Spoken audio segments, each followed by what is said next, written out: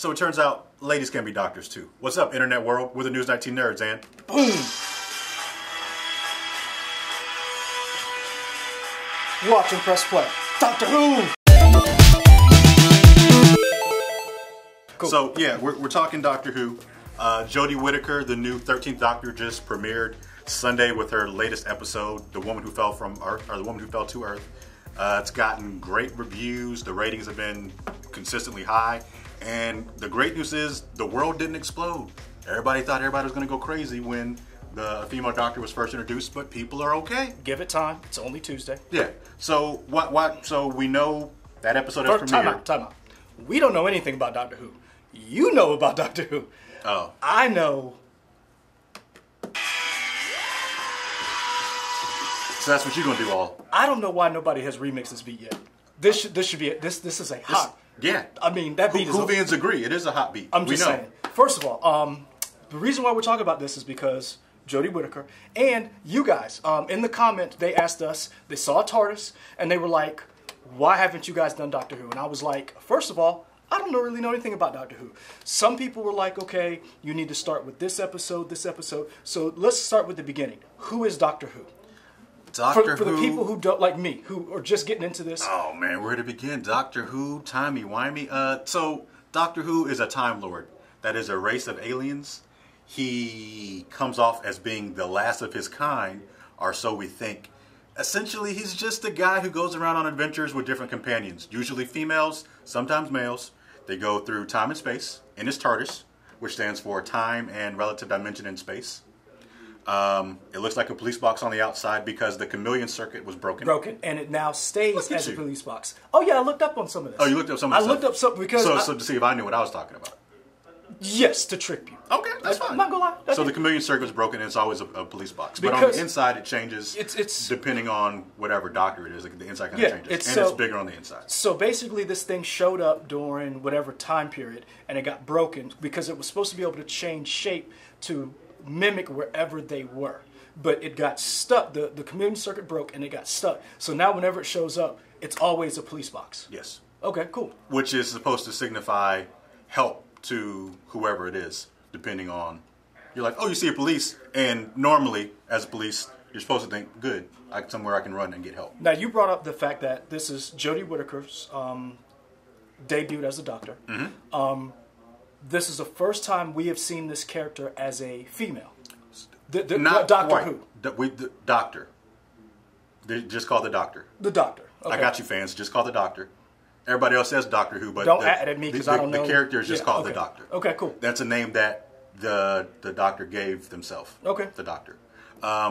So this is the first time we've seen the Doctor as a female, but not the first time we've seen a Time Lord who was male go and become a female. So the season before, or maybe 2 seasons before, under the previous Doctor, Peter Capaldi, his arch nemesis, who goes by the Master, was a man and then became a female.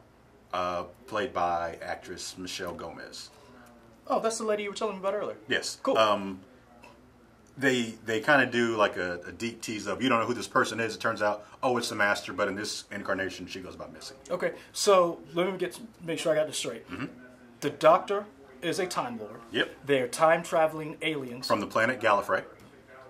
Okay, that's a mouthful. Yep. And they travel the entire world, different dimensions. Past, present, and future. And they have access to any place with their TARDIS. And this is the first time we've seen this particular Doctor as a female. How many Doctors have there been till now? Ooh. Okay, so for canon purposes, and I'm hoping to get this right, you guys will let me know in the comments if I get it wrong. He won't read them, I'll tell him. Yeah, you'll let me know.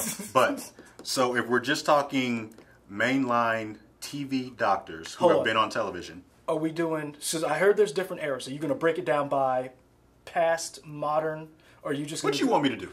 So basically, as my introduction to this was, I know that Doctor Who has been on for X amount of seasons, and that the modern era starts with Chris Eccleston.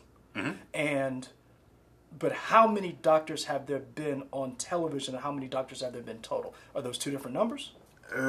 So by my calculations, there have been 13 actors and actresses who have played the Doctor on television. Okay.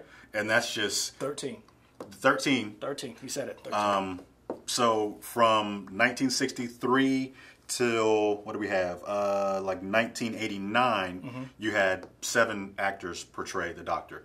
And what happened was the first actor, William Hartnell, was the first Doctor. Okay. He was a grandfather who had, maybe 3 or 4 companions. It was like his granddaughter and maybe 2 other companions with him who kind of just went with him. And it was just this old man and these young kids, and it kind of had the dynamic of a fatherly figure kind of looking over them throughout time and history. Gotcha.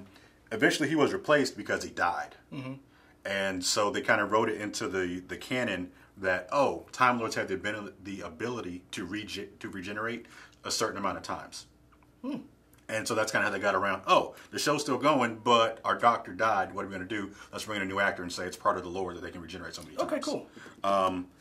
After you get past, what do we have? You have Sylvester McCoy as the 7th Doctor that was on TV. That ended in 1989.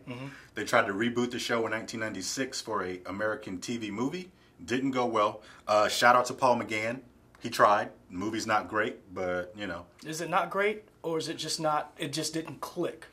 I mean, it came out in the 90s, but it's still not a good movie. Was he... So one of the things that I've always heard about the Doctor, or Doctor Who, is that it's very British.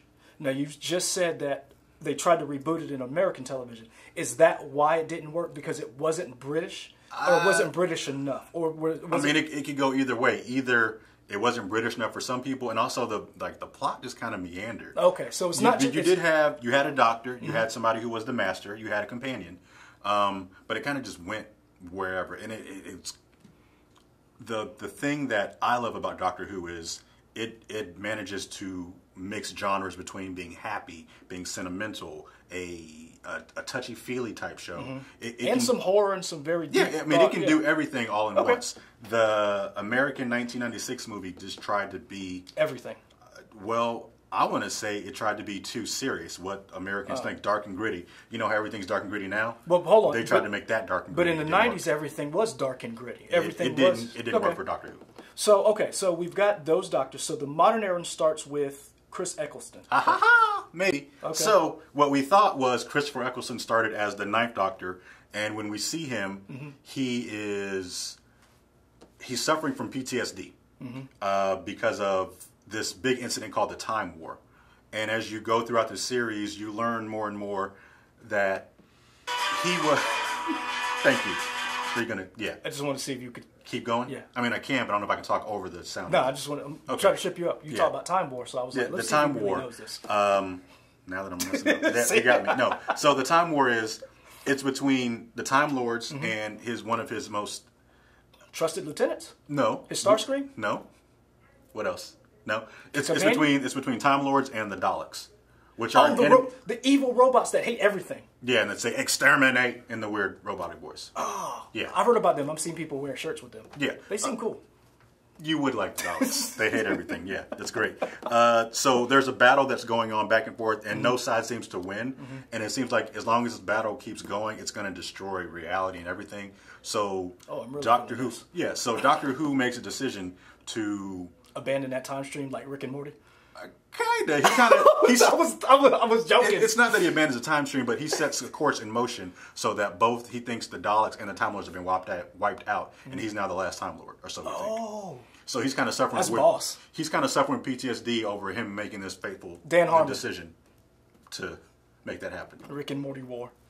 Yeah. So that's where we have with Chris Eccleston, the 9th Doctor, which was 2005.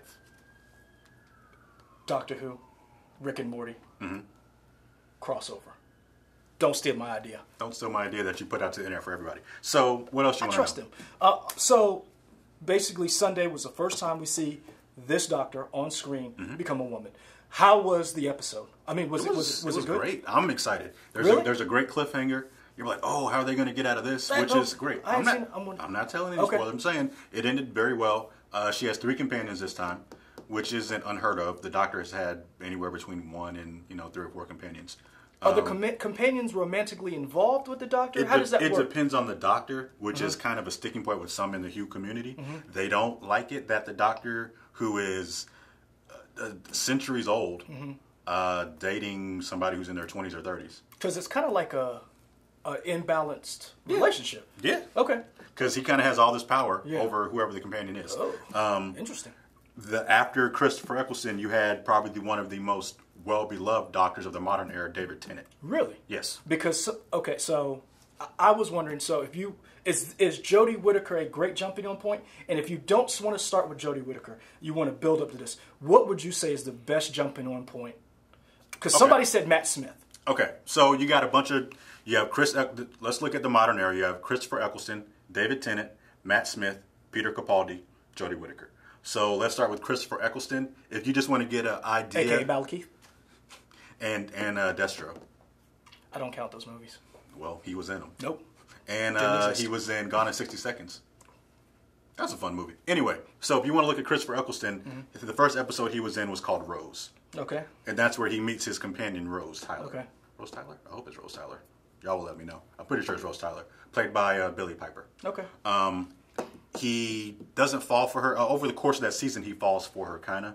And there's going to be some type of will. They want their relationship. But he ends up dying because of something with the time vortex. Too much temporal energy. Look, Doesn't matter. I don't need all of that. What happens is, at the end of that series, he regenerates into David Tennant, who takes over for like... A.K.A. the Purple Man. Yeah, who takes over for like 5 seasons, or maybe 3 or 4 seasons and 3 or 4 movies. Oh, cool. And he is great, in my opinion. He's my doctor. A lot of people love David Tennant. Like, I know people who have driven to conventions to meet David Tennant because of his work on Doctor Who. Yeah. Okay. And I'm glad he's still doing stuff now. So, if you're going to start with Christopher Eccleston, I recommend Rose. If you're going to start with David Tennant, I have a couple episodes. Wait, let's go back. Christopher Eccleston, I also recommend The Empty Child and The Doctor Dances. Okay. Those are 2 episodes that are, they're put together. It's a 2-parter, and it's set during World War I with this child who's wearing this gas mask. It's a crazy story. But those are written by Stephen Moffat, who would eventually replace Russell T. Davies as the showrunner for Doctor Who before. And Stephen Moffat has left, and it has a new showrunner with Jodie Whittaker. Chris Chibnall. Okay. Who worked with Jodie Whittaker on Broadchurch, which also starred David Tennant. It's all connected. Time out. Go watch Broadchurch. That is an awesome show. It is. The British Broadchurch. Not the American Broadchurch one. wasn't great. That doesn't exist either. Yeah. So let's see. Wrapping up here, David Tennant episodes. This is the episode that I recommend to anybody, really. It's an episode called Blink. It was written by... Blink, just like that. Yeah, just like that. It features a villain called the Weeping Angel. It's the first time we see this villain. Is this the villain that it moves when you're not looking at it? Yes. Oh, it's the mannequin people. No, it's not a mannequin. Oh. It's a stone statue. Yeah, but they only move when you're not looking at them. So like you'll turn around and be like... And they're somewhere else. Yeah. Yeah, kind of like the Boos from Super Mario. Okay. Yeah, you know when you turn away from Boo, it chases after you? Oh, yeah, okay. Yeah, just like that. For some reason. So those villains kind of got weaker as the show went on, but when they first came out, you were like, oh, what? It was a crazy. And also, it doesn't even feature, well, I won't spoil that. Come on, man. But, yeah, okay. Non-spoiler. I'm just thinking about Doctor Who now. What else we got? So, before you go any further, let's wrap this up. Doctor Who, first episode with Jodie Whittaker. This is the, what season? New season. There's a new season. New showrunner. Might be like the 13th season? So far, let us know what season this is. It's come out to rave reviews. The world didn't end. It's still here. We're still here. Yeah. People like it. It's a great jumping on point, but you have other jumping on points for people if they want to build up. So you recommend... Here we go. Shut up. This is what we're going to do. Right now, these are episodes you should watch. Father's Day, Rose, The Empty Child, The Doctor Dances, Bad Wolf, The Parting of Ways, The Girl in the Fireplace, Blink, 42, The Lodger, and The Woman Who Fell to Earth. Now, I'm not going to tell you that these are in chronological order. I just think they're good episodes. This is his list. Yeah, my list of great episodes. So, if you have your own list, let us know. Let us know what you think in the comments below. Also, let us know what you want us to do next. So far, I don't know anything about Doctor Who except for what I read on the internet, but I'm very interested. So you let me know what you think my jumping on point should be. So for the News 19 Nerds, like and subscribe. We out!